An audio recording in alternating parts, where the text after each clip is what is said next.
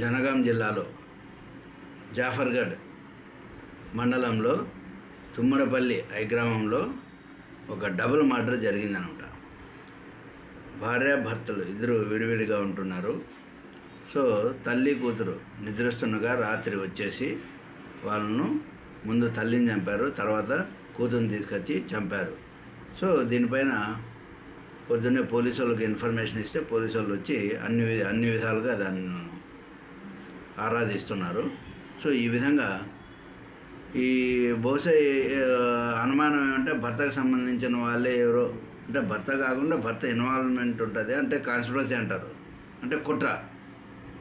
ఈ కాన్స్పిరసీ ద్వారా అతను చేసి పంపించిండొచ్చేమో అని కూడా మనం అనుకోవచ్చు అంటే ఇట్లాంటి పరిస్థితుల్లో.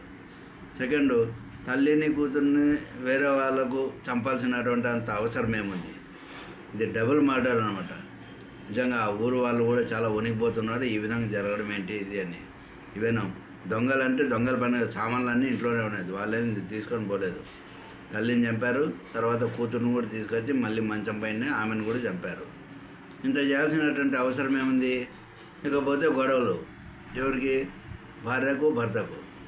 అతని తరఫునే ఉంటుంది. అయితే అది కూడా ఇంకా ఏం తేలలేదు, అది కంప్లీట్గా ఇన్వెస్టిగేషన్లో తేలుతుంది.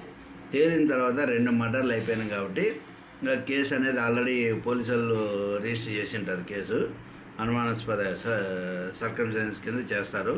చేసిన తర్వాత ఆరాధించితే మళ్ళీ అది మర్డర్ కేసు కిందకి కన్వర్ట్ చేసి కోర్టుకు పెడతారు.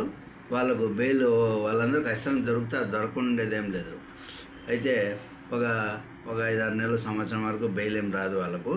తర్వాత బెయిల్ వస్తుంది. వచ్చిన తర్వాత కేసు రిజిస్టర్ అయ్యి కేసు విచారణ జరుగుతాయి. విచారణ జరిగితే వాళ్ళకు యావజ్జీవ కారాగార శిక్ష తప్పకుండా పడుతుంది అనమాట. అందులో డౌట్ ఏం లేదు. లేదన్నా కూడా తక్కువలో తక్కువ 7 ఏళ్ళ నుంచి పైన అయితే పడుతుంది. అది ఎంత అనేది నేరాన్ని బట్టి ఉంటుంది. కోర్టు ముందు నేరం అనేది రుజువు చేయాలి. ఎవరు? ప్రాసిక్యూషన్ వాళ్ళు, అంటే పోలీసు వాళ్ళు ఆధారాలు చూపించాలి కోర్టుకు. అప్పుడే శిక్ష అనేది కన్ఫర్మ్ చేస్తుంది అనమాట.